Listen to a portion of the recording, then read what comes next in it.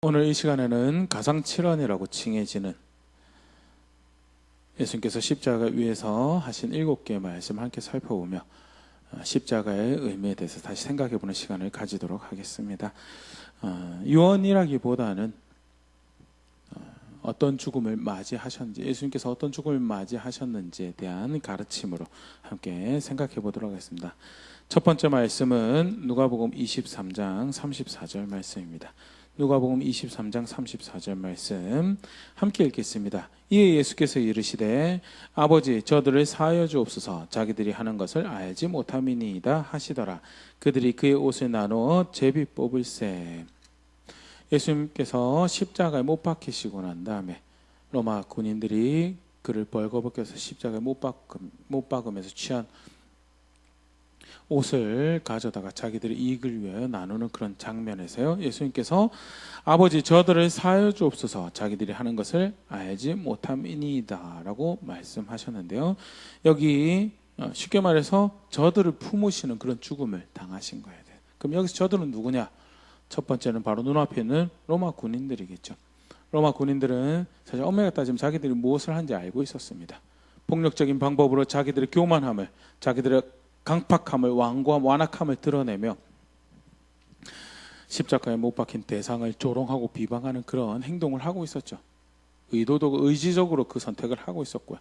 그들은 자신들이 무엇을 하는지 알고 있었는데요. 그러면 여기서 예수님 말하는 자기들이 하는 짓이 무엇인지 알지 못한다는 말은 그 선택의 결과가 무엇인지를 알지 못한다는, 내가 바로 하고 있는 이 짓이 영원한 하나님을 대적하여서 영원한 죽음과 영원한 멸망을 향해 가는 그런 선택을 하고 있음에 대해서 알지 못하며 어리석게도 자기 욕심에 따라서 그런 선택을 하고 있음에 대해서 예수님께서 말씀하시면서 다름 아닌 예수님의 죽음이 그 어리석은 죄인을 품으시는 그런 죽음임을 보여주는 그런 말씀이죠. 여기 저들은요, 단순히 로마 군인들뿐만 아니라 정치적 야망으로 자기가 원하는 가짜 평화를 위하여 무엇이 옳은지 알고 있음에도 불구하고 타협하여서 예수님을 죽게 만든 빌라도도 포함하고 있는 그런 저들이고요, 시기로 왕의 자리를 욕심내어서 예수님을 제거하기로 모략하고 그렇게 예수님을 죽도록 넘겨준 종교 지도자들을 포함하는 저들이고, 탐심으로, 금전적 욕심으로 눈앞에 보이는 이익을 위해 예수님을 팔아넘긴 배신한 가룟 유다도 포함하는 저들이고, 그리고 그들의 모든 죄악된 모습 가운데 투영되어지는 죄된 우리가 포함되어지는 그런 저들이죠. 그런 죄인을 품으신 그들을 용서하시기 위해서 죽으시는 죽음이 예수님의 십자가임을 보여주는 그런 말씀입니다. 로마서 5장 8절, 우리가 아직 죄인 되었을 때 그리스도께서 우리를 위해 죽으심으로 하나님께서 우리에 대한 자기의 사랑을 확증하셨느니라. 사랑받을 만한 가치가 없고 돌봄받을 만한, 귀하게 여길 만한 가치가 없는 그런 죄인이지만 그 죄인을 품으시는 죽음을 죽으신 것이 바로 예수님의 십자가임을 잘 보여주는 그런 말씀이죠. 성경의 죄인은 단순히 그냥 죄를 지은 사람이 아닙니다. 그 죄로 하나님을 대적한 하나님의 원수가 바로 성경의 죄인이죠.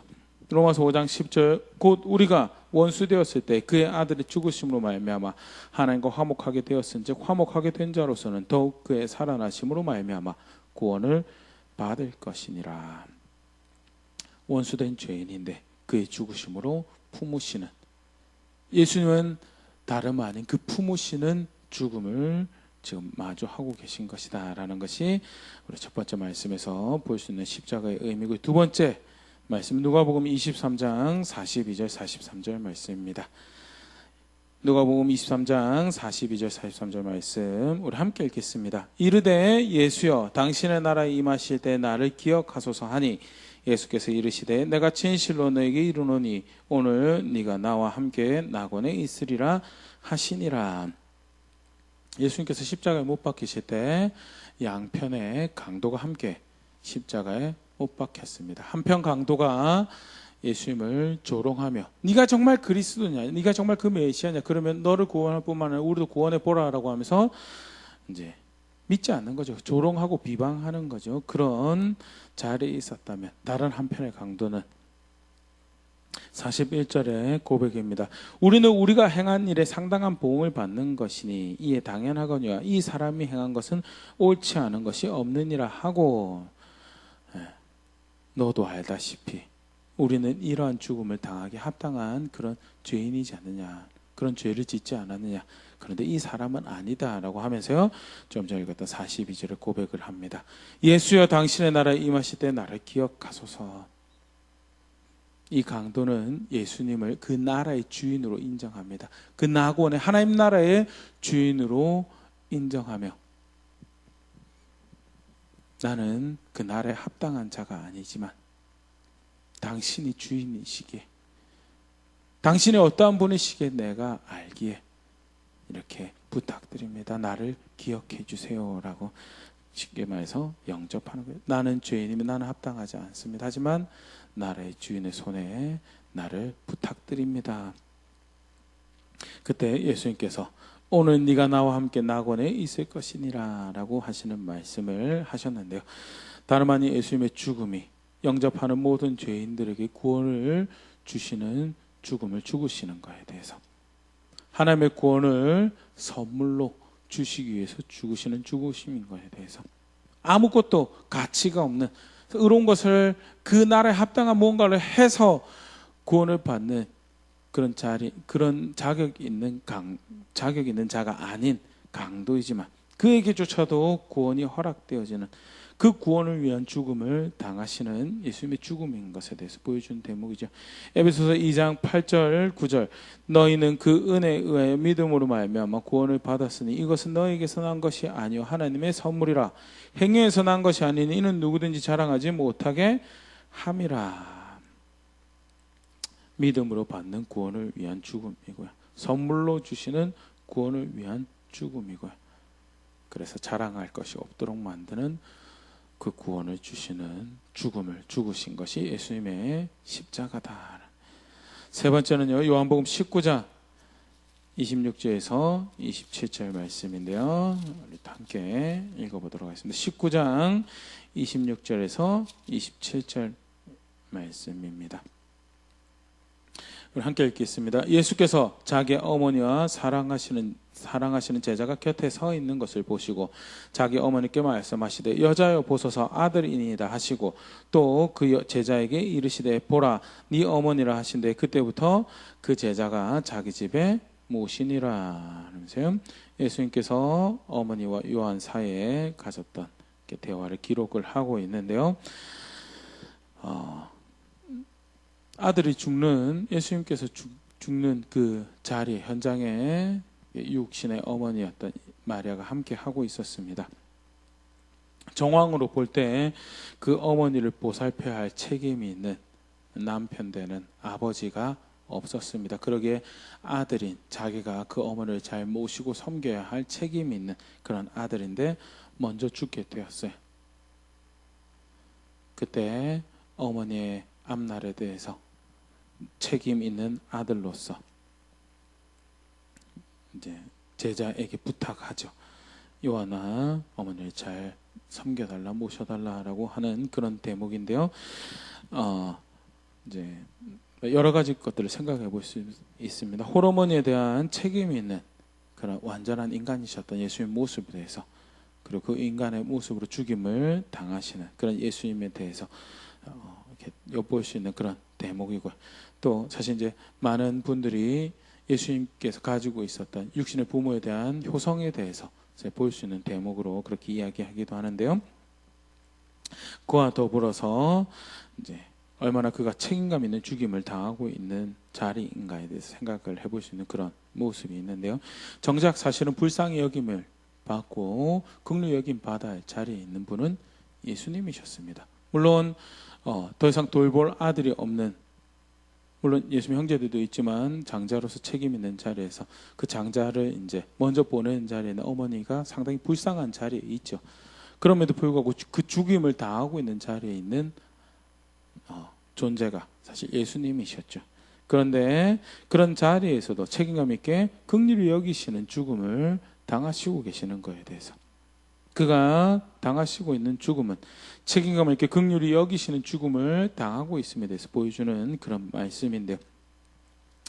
끝까지 자기 사람들을 사랑하시는 죽음을 당하신 것에 대해서 요한복음 13장 1절이죠. 유월절 전에 예수께서 자기가 세상을 떠나 아버지께로 돌아가실 때가 이른 줄 아시고 세상에 있는 자기 사람들을 사랑하시되 끝까지 사랑하시니라. 책임감 있게 자기 사람들을 사랑하시는 그 죽음을 당하시는 자리였고요.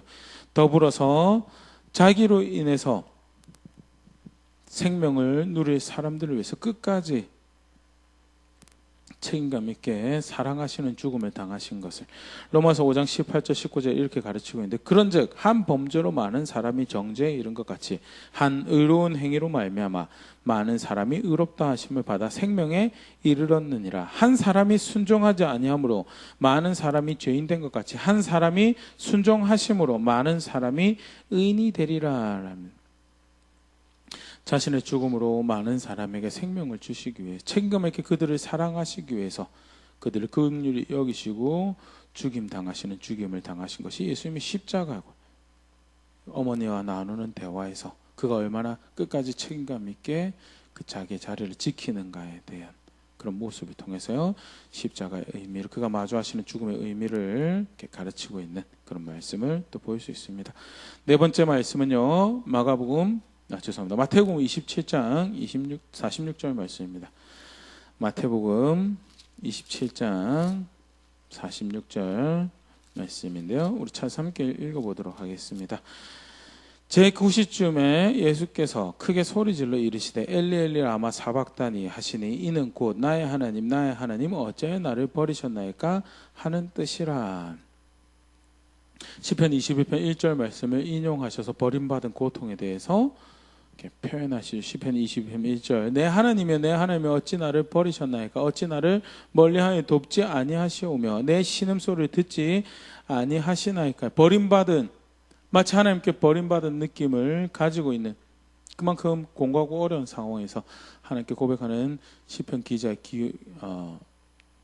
기록을 인용하면서 구약 성경 말씀을 인용하면서 자신의 처지를 이렇게 표현하시는데요. 학자들 사이에서 이제 의견이 좀 있습니다. 진짜 하나님께 버림받았느냐? 진짜 하나님께 버림받았느냐? 우리가 알 때 하나님은 영원하신 하나님이시고, 그러니까 영원토록 동일하신 하나님이신데, 영원토록 동일하신 하나님이 삼위일체, 쉽게 말해서 삼위의 그 한결같은 연합을 지속적으로 가지고 계신 영원하신 하나님이신데, 과연 성자 하나님은 버림받으셨는가? 그래서 좀 극단적으로 표현한 경우에는 중에 쇼다, 프리텐드 하는 거다, 그런 거 버림받은 척 하시는 거지 영원하신 하나님은 단절될 수가 없다. 무슨 말인지 이해는 되긴 하지만요, 개인적으로는 이제 컨스터블 해석에 동의를 하는 부분이고요. 이제 많은 분들이 또 그렇게 지지를 하는데요. 우리가 생각하는 완전한 단절은 아니지만 신비로운 방법에서 일종의 단절을, 버림받음을 경험하셨다.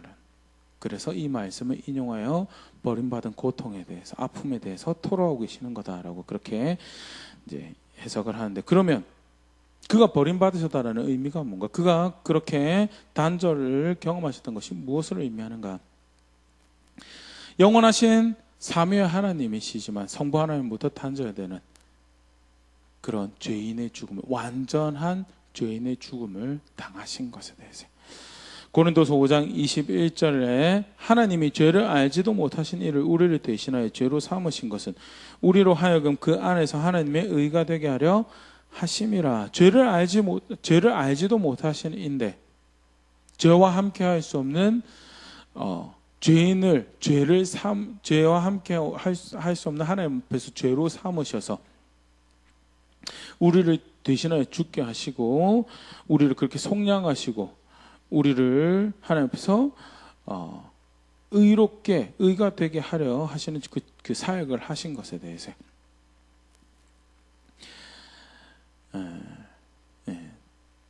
그래서 단절을, 버림받음을 경험했다라는 것이 의미하는 바는 그가 그렇게 완벽하게 죄인의 자리를 대신하였다는, 존 스토트가 이렇게 이 부분에 대해 설명하면서 예수님께서 겟세마네 동산에서 기도하실 때 이제 땀이 피로 변할 만큼 그렇게 극심한 스트레스와 고통 가운데, 번민 가운데, 갈등 가운데 기도하셨던 부분에 대해서 사실 교회사를 생각해 보면 좀 아이러니하다. 왜? 예수님 이후에 많은 사실 주의 길을 따른 순교자들이 나고 그런 신앙의 선배들이 있었는데, 물론 죽음의 공포 앞에서, 고통 앞에서 비명을 지르고 힘들어하는 그런 경우들도 있었지만 사실은 당당하게 그 죽음을 맞이했었다는, 용감하고 당당하게 오히려 그 주의 본을 따른 죽음을 죽을 수 있다는 사실 앞에서, 그 주를 위한 그렇게 기꺼이 모든 것을 다 드리는 헌신을 할 수 있다는 사실 앞에서 영광으로 그 죽음을 알고 당당하게 죽음을 맞이했던 선배들의 고백들이 있는데, 그에 비하면 단순히 죽음이 무서워서 그렇게 갈등하고 범민하고 고통스러워했다라는 것은 좀 이상하잖아요. 그러면 그가 갈등했던 것은 죽음과 수치가 모욕이 아닌 다른 것이 아니었을까라는 그런 접근 가운데 실제로 사실 예수님께서 가장 갈등하며 고통스러워했던 것은 바로 그 사회 죄인의 죽음을 하나님 앞에서 죄된 존재로 여겨져서 단절을 경험하시고 완전하신 거룩하신 그 하나님 앞에 죄된 존재로 여겨져서 버림받고 그 관계가 깨어지고 그렇게 죄인의 죽음을 당하셔야 하는 그 사실이 가장 예수님께는 고통스러운 것이 아니었을까라고 그렇게 존 스tott 해석을 이렇게 여기에 대해서 그런 설명을 하는데요. 그만큼 사실은 완전한 죄인으로서 죽음을 감당하신 것이 십자가의 죽음이었다는, 그래서 갈라디아서 3장 13절 이렇게 설명을 하고 있는데, 그리스도께서 우리를 위해 저주를 받은 바 되사 율법의 저주에서 우리를 속량하셨으니 기록된 바 나무에 달린 자마다 저주 아래 있는 자라 하였음이라. 율법의 저주, 이렇게 쉽게 말해서 율법 앞에서 죄 있는 존재다, 심판에 합당한 존재다, 정죄당하는 그런 죽음을 당하셨다. 그래서 우리를 위해 저주받은 자리에 가신 것이 그리스도의 십자가다. 그리고 그렇게 우리의 속량이 되셨다라고 가르치고 있는데요. 어찌하여 나를 버리셨나이까 엘리 엘리 라마 사박다니라고 하는 이 고백은요, 예수님의 그런 완전한 죄인으로서의 죽음을 보여주는 그런 대목이고요. 더불어서 그러기에 그가 베푸시는 구원이, 그 안에서 얻는 속량이, 그 안에서 의롭게 여겨지는 것이 얼마나 완전한 대속이었는지를 또 간접적으로 가르치는 그런 대목이죠. 히브리서 기자는 그것을 한 영원한 제사다라고 그렇게 표현을 하고 있는데요. 히브리서 10장 11절 14절 말씀 같이 보면요, 제사장마다 매일 서서 섬기며 자주 같은 제사를 드리되 이 제사는 언제나 죄를 없게 하지 못하거니와, 구약의 율법의 제사가 자주 같은 제사를 드려야 그런 필요가 있는, 그럼에도 불구하고 죄를 없애지 못했는데 12절, 오직 그리스도는 죄를 위하여 한 영원한 제사를 드리시고 하나님 우편에 앉으사 그 후에 자기 원수들을 자기 발등상이 되게 하실 때까지 기다리시나니 그가 거룩하게 된 자들을 한 번의 제사로 영원히 온전하게 하셨느니라. 한 번의 제사로, 한 번의 죽으심으로 영원히 온전하게 하는, 그만큼 그 한 번의 죽으심은 완전한 죄인의 죽음이었고요. 그렇게 우리의 자리를 대신하는 완전한 대속을 베푸시는 구원을 베푸신 것이 그의 십자가다. 동시에 그렇게 죽음의 종되었던 우리를, 마귀의 종되었던, 죄의 종되었던 우리를 완전하게 자유케 하시는 그런 대속이었다는, 히브리서 2장 14절 15절 말씀이요, 자녀들은 혈과 육에 속하였음에 그도 또한 같은 모양으로 혈과 육을 함께 지니심은 죽음을 통하여 죽음의 세력을 잡은 자 곧 마귀를 멸하시며 또 죽기를 무서워함으로 한평생 매어 종노릇하는 모든 자들을 놓아주려 하심이니. 죽음을 통하여, 그의 죽으심을 통하여 죽음의 세력 잡은 자 마귀를 멸하시고, 아울러서 그의 죽음을 통하여 죽음의 종노릇하는 모든 자를, 그래서 그리스도 안에서 마주하는 죽음은, 그런 믿음으로 마주하는 죽음은 두려워할 대상이 아니라 관문으로 여기죠. 그 다음에 약속한 것을 향해서 나아가는 관문이고요. 어떻게 그 일이 가능한가? 예수님이 완전한 죄인으로서 죄인의 죽음의 자리를 대신하셨기 때문에 그의 죽음은 바로 그런 의미의 죽음이었다라는 것이 예수님 고백에서 또 우리가 살펴볼 수 있는 바고요. 다섯 번째 또 예수님께서 십자가 위에서 하신 말씀은 요한복음 19장 28절 말씀인데요. 찾아서 같이 읽어보겠습니다. 요한복음 19장 28절 말씀입니다. 그 후에 예수께서 모든 일이 이미 이루어진 줄 아시고 성경을 응하게 하려 하사 이르시되 내가 목마르다 하시니. 예.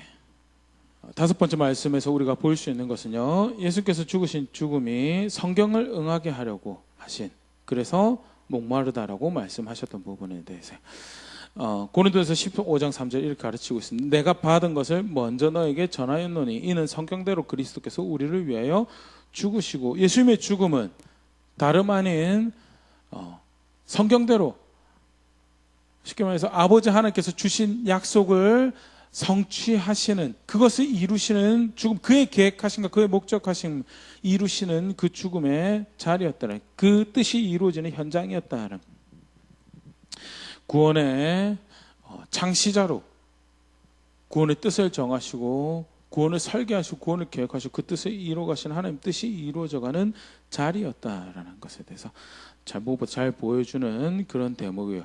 그런 의미에서 하신 말씀이 목마르다. 무슨 의미냐면 시편 22편 15절에 그런 말씀이 기록되어 있습니다. 내 힘이 말라 질그릇 조각같고 내 혀가 입 천장에 붙었나이다. 주께서 또 나를 죽음의 진토 속에 두셨나이다. 하나님께서 세우신 왕이 힘이 마르고 그 혀가 입 천장에 붙는 그런 목마른 모습이 기록이 되어 있고요. 그 말씀하신 것처럼 예수님께서 죽으신, 그렇게 약속하신 것처럼 죽으시는 것에 대해서 하나님 뜻이 이루어지는 그런 자리에 있음에 대해서 보여주는 말씀이 목마르다는, 나아가서요 계속해서 그 부분을 보여주는 그런 표현들이 나오는데, 여섯 번째 말씀 요한복음 19장 30절 말씀, 요한복음 19장 30절 말씀 함께 읽겠습니다. 예수께서 신 포도주를 받으신 후에 이르시되 다 이루었다 하시고 머리를 숙이니 영원히 떠나가시니라. 다 이루었다는 잘 아는 말씀이죠. 하나님 뜻을 다 이루신 것을, 맡기신 사명을 그렇게 다 이루신 것을, 명령하신 것을 그렇게 다 이루신 것에 대해서 그렇게 하나님의 구원의 사역을 다 이루신 것에 대해서 말씀하신 거죠. 요한복음 17장 4절 아버지께서 내게 하라고 주신 이 일을 내가 이루어 아버지를 이 세상에서 영화롭게 하였사오니. 하나님께서 맡기신 일을 다 이루시고, 그것이 또 의미하는 바는요, 그래서 그리스도 안에서 우리에게 주어지는 구원은 온전하게 흠이 있는 구원이 아니라 뭔가 다른 엑스트라 노력이 필요한 구원이 아니라 그 예수님이면 충분하고 그 예수님이면 완전하고, 그래서 그 예수님께 삶을 걸기만 하면, 그 예수님을 온전히 따르기만 하면 그걸로 충분한, 다 이루어진 구원을 제공하신 것이 바로 예수님을 통한 구원이고, 그렇게 죽으신 죽음이 십자가의 죽음인 것을 보여주는 그런 말씀이죠. 그렇기 때문에 그를 통하여, 예수님을 통하여 주어지는 거룩함은 완전한 거룩함이고요. 예수님 말씀 앞에서 거룩하다 여김 받는 것은 뭔가 또 다른 노력이 필요한 그런 거룩함이 완전한 거룩, 완전한 의름, 완전한 화목함이 완전한 평화였다라는 것이 이 말씀 앞에서 또 생각해 볼 수 있는 예수님 십자가의 의미죠. 요한복음 17장 19절 또 그들을 위하여 내가 나를 거룩하게 하오니 이는 그들도 진리로 거룩함을 얻게 하려 함이니이다. 아버지의 말씀을 쫓아서 다 이루시는 그 거룩함을, 내가 나를 거룩하게 합니다. 왜? 그들도 내 안에서 진리로 거룩함을 얻게 하기 위하여 그렇게 죽음을 죽으신 것이 예수님의 죽음이고요. 예수님은 그런 죽음을 진실되게, 신실하게 충성된 헌신으로 마주하셨다라는 것이 오늘 말씀에서 볼 수 있는 부분이죠. 일곱 번째 말씀입니다. 누가복음 23장 45절 46절 말씀인데요. 누가복음 23장 45절 46절 말씀입니다. 함께 읽어보겠습니다. 성소의 휘장이 한가운데가 찢어지더라. 예수께서 큰 소리로 불러 이르시되 아버지 내 영혼을 아버지 손에 부탁하나이다 하고 이 말씀을 하신 후 숨지시니라. 앞에 우리가 봤던 두 말씀과 더불어서요, 순전하게 아버지의 뜻을 이루시는 죽음인 것에 대해서 다시 볼 수 있는 대목이죠. 그래서 아버지의 손에 자신의 영혼을 부탁하는, 지금 이곳까지 오는 동안 아버지의 뜻을 이루시는 것이 아니었으면 사실 아버지 손에 맡긴다라는 표현이 조금 어색한, 일 다 자기 마음대로 저질러 놓고 이제 좀 알아서 해결해 주세요, 그런 표현이 아니고요. 지금껏 아버지의 뜻을 이뤄왔으니 이제 아버지 손에 부탁한다라는, 철저하게 아버지 뜻을 이루시는 그런 죽음을 맞이하신 거에 대해서 섬기고 있는 주인이 구원의 하나님으로 아는 예수님이 어떤 분이셨는가를 다시 한 번 더 볼 수 있는, 그가 우리의 구원을 베푸시기 위해서 주신 죽음은 다름 아닌 아버지의 뜻을 이루시는 죽음 가운데 이루신 구원이고 죄의 용서고 속량이고 대속이 화목케 하심이었다라는 것을 보여주는 대목이죠. 더불어서 이제 이 주어가 한국 성경에는 이제 생략이 되어 있는데, 그 헬라 원문에도 사실은 이제 동사에 포함된 것으로 이렇게 등장을 합니다. 내가 내 영혼을 아버지의 손에 부탁합니다. 쉽게 말해서 이 죽음은 자발적 헌신이고 자발적 희생이었다는. 요한복음 10장 18절에 이를 내게서 빼앗는 자가 있는 것이 아니라 내가 스스로 버리노라. 나는 버릴 권세도 있고 다시 얻을 권세도 있으니 이 계명은 내 아버지에게서 받았노라 하시니라. 아버지의 명령을, 아버지의 뜻을 이루는 죽음이긴 한데, 그런데 이것은 내가 선택한 것이다. 내가 그렇게 너희를 생각하고 내가 너희를 그렇게 사랑하고 내가 그렇게 너희를 끝까지 위하였다라는 그런 고백의 말씀으로 보일 수 있고, 예수님 십자가는, 예수님 죽음은 다름 아닌 그렇게 죽으신 죽음이었다. 자발적인 헌신과 자발적인 희생으로 우리의 구원이 되신 그런 십자가였다라는 것을 간단하게 7개의 말씀을 통해서 예수님의 십자가에 대해서 다시 생각해 보았는데요. 예수님은요, 죄인을 품으시기 위해서 죽으신 십자가였다는, 원수 같은 죄인을 용서하시기 위해서 그들을 품으시는 죽음을 죽으신 것이었다. 나아가서 그들에게 값없이 선물로 그 구원을 주시기 위해서 죽으시는 죽음이었다. 아울러 책임 있게 그들을 끝까지 사랑하시는 죽음을 죽으신 것이고, 그들을 그렇게 긍휼히 여기신 죽음을 당하신 것이다. 그리고 그의 죽음은 완전하게 죄인된 우리의 자리를 대신한 죄인으로서 죽으신 죽음이었고, 그러기에 그 안에서 우리에게 허락되어진, 우리에게 주어진 구원은 완전한 대속이고 완전한 구원이었다는, 그렇게 우리를 자유케 하시는 구원이었고, 그것은 다름 아닌 하나님 아버지의 뜻을 신실하게 이루시는 현장이었다라는 것이 예수님 십자가의 의미죠. 다시 한 번 더 말씀 앞에서 돌아보면서요, 오늘 이렇게 마무리하려고 합니다. 누가 감히 그와 비교될 수 있겠습니까?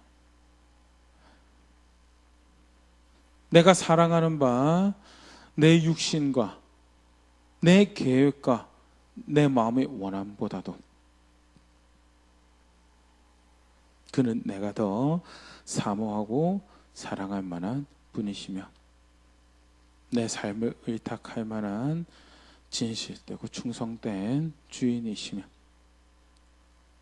그를 가까이 하는 것이 내게 복입니다. 시편 73편 25절 28절 시편 기자의 고백인데요, 우리 찬스 같이 한번 읽어보겠습니다.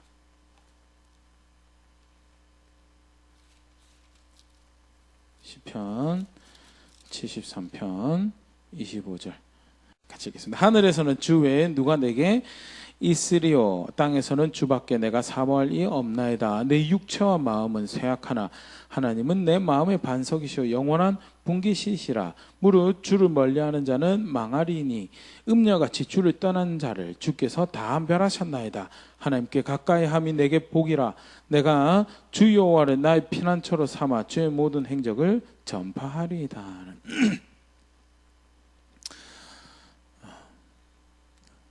예수님의 십자가는요, 성경에 말한 다른 주인이 없음을, 신뢰할 만한 주인이 여기 있음을 무엇보다 잘 보여주는 그런 사건이고요. 그러기에 그 하나님을 가까이 하는 것이, 그것이 나의 가장 큰 복이고 나의 큰 만족이고 나의 성공이고 행복입니다. 그러기에 내가 그 놀라운 구원의 신비를, 그 구원의 비밀을, 그 구원의 하나님을 자랑하고 전파하는 자리에, 그것을 나의 모든 것을 여기는 자리에 있겠습니다라는 이 시편 기자의 고백이 그리스도의 십자가 앞에서 또 그것을 기억하고 감사하는 이 시기에 다시 한 번 더 저의 삶을 붙잡는 그런 고백이 되길 원하고요. 그렇게 함께 고백하는 자로 빚어져 가는 우리 되길 바랍니다.